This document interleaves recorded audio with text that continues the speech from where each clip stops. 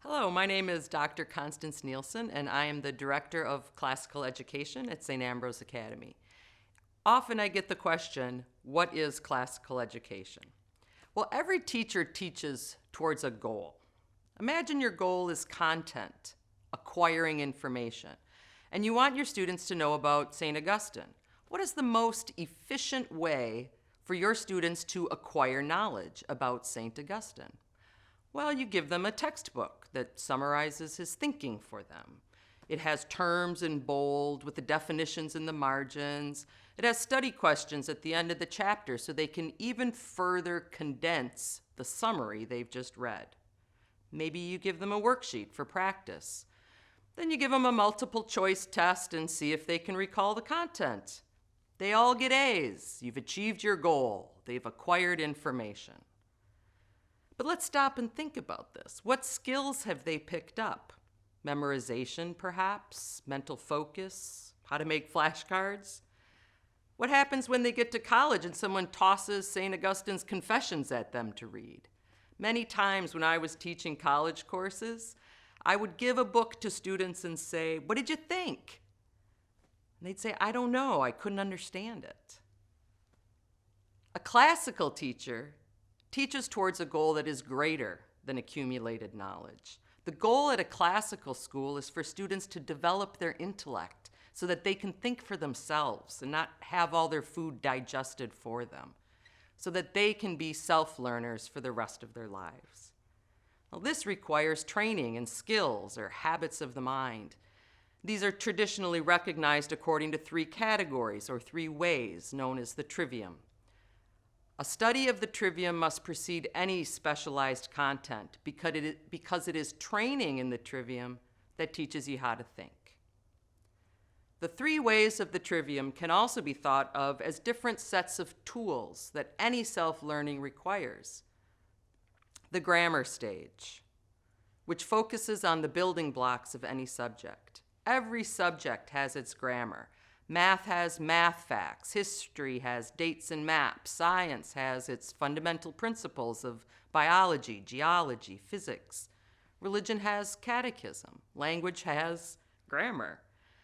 Grammar has its own set of skills too. Memorization, yes, but observation, sequencing, definition. Then there's logic. Every subject has its own internal logic for how one idea relates to another. Its own method, where students learn the skills of analysis, summary, outline, cause and effect, particular and universal, the essential distinguished from the accidental. Rhetoric, the third way, how to express your ideas persuasively and with eloquence. Now imagine the student above who was taught basically only the skills of grammar. They go to college, they're handed St. Augustine's Confessions, and they're totally unequipped to derive meaning from this book. They've never grappled with ideas in their raw form. But at St. Ambrose, we read St. Augustine's Confessions in 9th grade, because that is the only way to train them in these skills. With the guidance of their teacher, they'll look up the terms they don't know, find the definitions, and memorize them. They'll use their grammar skills to unravel the complex sentences. They'll use their knowledge of history in order to place St. Augustine in his proper context. They'll summarize smaller parts and study them in relation to each other to understand the sequence of his arguments. And they'll come to class ready to answer questions as their teacher Socratically leads them to a deeper understanding of the text. And they'll be able to express their own ideas in a clear, articulate, and persuasive fashion. Young people can do this if they're trained. These classical methods are not used for the purely instrumental goal of getting content into their heads.